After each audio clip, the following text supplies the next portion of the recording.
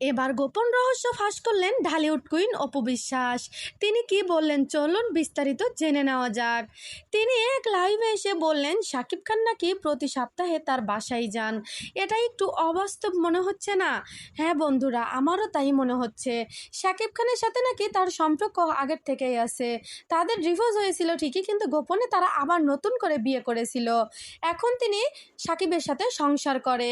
একই ভয়ঙ্কর তথ্য দিলেন অপু বিশ্বাস।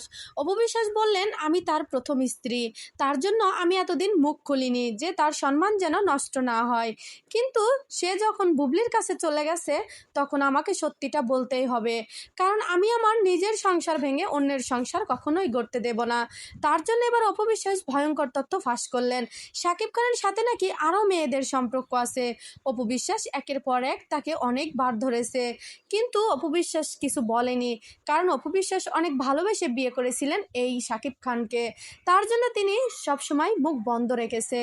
এখন তিনি ভয়ঙ্কর তথ্য জানালেন, কারণ বুবলির কাছে শাকিব খান চলে গেছে। তার জন্য তিনি বলতে